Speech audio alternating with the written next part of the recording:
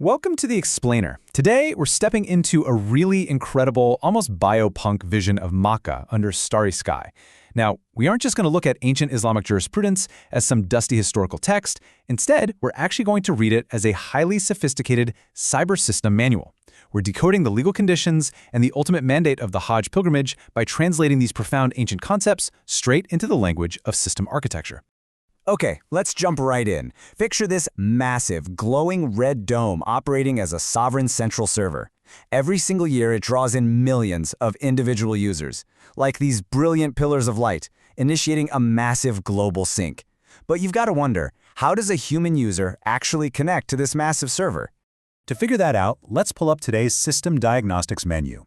We'll be decoding 5 main protocols: the Sovereign Server Protocol, the System Activation Code, the Capability Protocol, Red System Firewalls, and finally, the Ultimate System Reset. Starting right off with Section 1, the Sovereign Server Protocol. Before you even attempt to sync with the server, you have to understand exactly why this connection exists in the first place. This is Wujub al-Hajj, which literally translates to the mandate. And listen, this absolutely is not a mere suggestion or a passive recommendation. According to the foundational texts, this is a compulsory master code written deep into the human operating system. It's a mandatory system sync required once in a lifetime for those who qualify, and it's completely designed to keep the human soul functioning optimally and perfectly calibrated. Moving right along to Section 2, the System Activation Code. You can't just run a massive update out of nowhere, right? The system demands valid login credentials. To authenticate this connection, a user must possess 3 very specific things. First, you need the base operating system, which is Islam, the foundational framework. Second, you need physical hardware maturity. In the sources, this is indicated by puberty, meaning the biological vessel actually has to be fully formed. And third, you need reason or an uncorrupted software intellect. If your cognitive processing is compromised, your capacity to run the protocol is completely removed. Your credentials just have to be valid. Next up is Section 3, the Capability Protocol. Because here's the thing. Having the base credentials alone cannot force a connection if your personal system is overloaded. So here is the ultimate diagnostic question for you. You might have the base code, sure, but do you actually have the bandwidth? This is what's known as istita, or the Capability Protocol. Think of these as your green activation keys.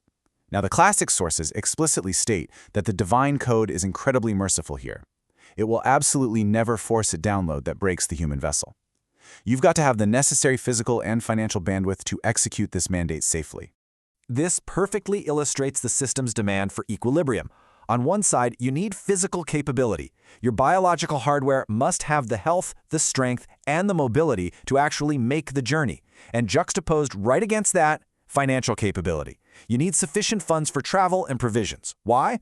Well, because you can't crash your local network by leaving your family destitute or drowning yourself in worldly debts just to make the trip. The balance is absolutely crucial. But what happens when the global network itself is compromised? Let's take a look at Section 4, Red System Firewalls.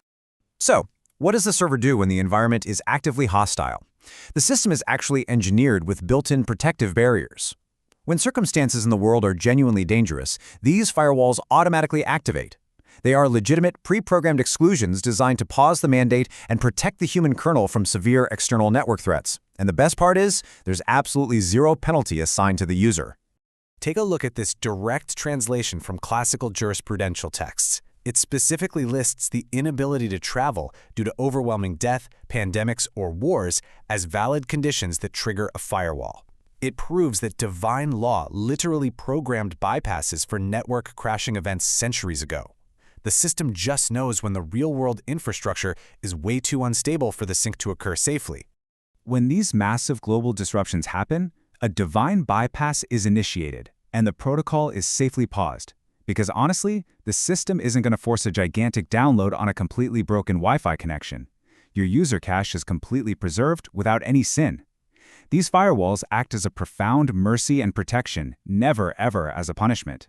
They safeguard your equilibrium until the network finally stabilizes. Finally, we arrive at Section 5, the Ultimate System Reset. Assuming your credentials are valid and there are no firewalls blocking your path, what exactly happens when you successfully execute this multi-layered protocol? The result is what classical sources call a barzakh. Think of a barzakh as an interactive state, a flawlessly engineered bridge between two completely different realities. Completing the Hajj algorithm achieves this true barzakh within the user. It creates a seamless synchronization between your physical biological rhythm and your highest spiritual data. They are no longer in conflict. They're working together at absolute peak efficiency. And that sync leads to the ultimate outcome, tazkiyah, or purification. When millions of diverse users converge on that central server wearing the exact same simple garments, the results are mind-blowing. Ego files? Completely deleted. Artificial social hierarchies based on race or wealth? Entirely uninstalled. The spiritual static that clouds our everyday processing is just wiped clean. The user is returned to their fitra, their primordial harmony, effectively restoring them right back to their pristine factory settings. We've seen just how meticulously this architecture is designed to protect, balance, and ultimately reset the human operating system. But as we sign off from this explainer today, I want to leave you with this thought. In our chaotic, hyper-connected world full of digital static and constant consumption, you might not be at the central server right now, but you are still running the code. So how will you protect your own bionic and spiritual equilibrium today? Something to think about for sure. Catch you in the next explainer.